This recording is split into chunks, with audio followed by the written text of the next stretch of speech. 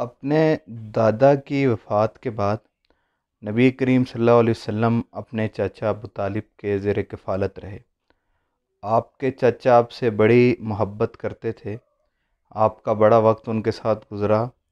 لیکن افسوس کے ساتھ یہ کہنا پڑتا ہے وہ ایمان نہیں لا سکے۔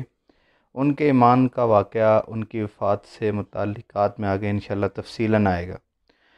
نبی کریم صلی اللہ علیہ وسلم کی عمر مبارک جب 12 سال کی ہوئی تو آپ کے چچا محترم ابو طالب نے سفر شام کا ارادہ کیا۔ جب شام کے سفر پر نکلنے لگے تو انہوں نے دیکھا اپنا بھتیجا پریشان ہے، افسردہ سے، تو ان کو بھی ساتھ لے لیا۔ شام جاتے ہوئے راستے میں بصرہ کے مقام پر ایک راہب تھا، وہاں پر یہ قافلہ جب ٹھہرا تو اس راہب نے معلومات کی کہ بھائی آپ کے اندر ایک بچہ ہے، تو انہوں نے کہا جی ہاں بالکل ہے۔ تو اس نے ابو طالب سے کہا کہ یہ بچہ آنے والے وقتوں میں نبی ہوگا، لہٰذا بہتر یہ ہے کہ آپ اس کو واپس لے جائیے، چونکہ ہماری جو کتابیں ہیں تورات، زبور، انجیل، ہم ان کے اندر ان کی نشانیاں پاتے ہیں، لہٰذا بہتر یہی ہے کہ آپ ان کو دوبارہ مکے کی طرف لے جائیے، چونکہ آگے رومی لوگ موجود ہیں، وہ ان کے دشمن ہیں، تو اندیشہ یہ ہے کہ وہ ان کو قتل کر دیں گے،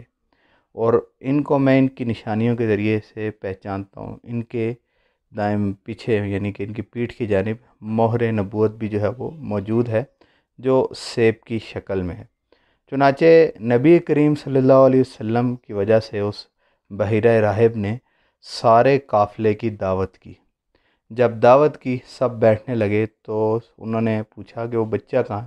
انہوں نے کہا وہ تو باہر گئے میں اونٹ چرانے کے لیے، انہوں نے کہا ان کو بھی ساتھ لے کر آؤ، انہی کی وجہ سے دعوت ہوئی ہے۔ چنانچہ نبی کریم صلی اللہ علیہ وسلم جب دوبارہ تشریف لائے تو اس وقت بہت سخت دھوپ تھی، ہر بندہ سائے کی تلاش میں تھا، سب لوگ سائے میں بیٹھ چکے تھے، آپ صلی اللہ علیہ وسلم کے لیے بیٹھنے کے لیے کوئی سائے والی جگہ تھی نہیں۔ چنانچہ نبی کریم صلی اللہ علیہ وسلم جہاں پر جا کے بیٹھے تو درخت خود چل کے آپ کے پاس آیا آپ کے اوپر سایہ کرنے کے لیے، سیرت کی کتابوں میں ایسا لکھا ہوا ہے۔ یہی بات ابو طالب سے اسی بحیرہ راہب نے کہی کہ یہ جب آ رہے تھے تو ہر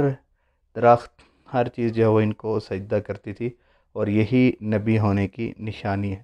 چنانچہ نبی کریم صلی اللہ علیہ وسلم کو ابو طالب نے 2 بندوں کے ہمراہ جو ہے وہ مکے کی طرف بھیج دیا۔ مکے کی طرف جب آپ کو بھیجا تو اس کے بعد بحیرہ راہب کے پاس سیرت کی کتابوں میں بھی لکھا ہے کہ چند رومی آئے اور ان سے